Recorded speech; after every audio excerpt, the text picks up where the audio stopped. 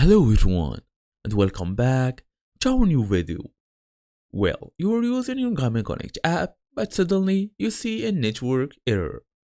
Well, a network error showing up means your app can't reach the Garmin server. So in today's small tutorial, we're gonna go through how to actually fix this type of issues. Fast and easy as usual. Let's get started. So, number one, check your connection. First, make sure your phone has internet.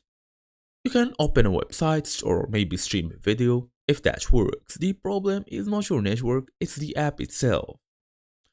So try and toggle the airplane mode on and off. This resets your phone's network connections.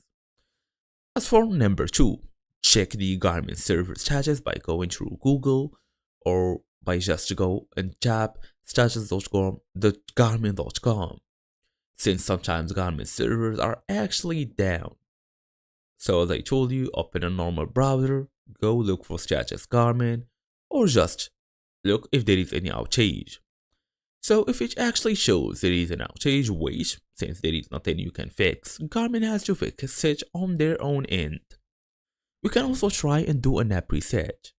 If servers are up but you still get network errors, force quit the app and reopen. For example, we are on the app, force quit, then go and reopen the app itself.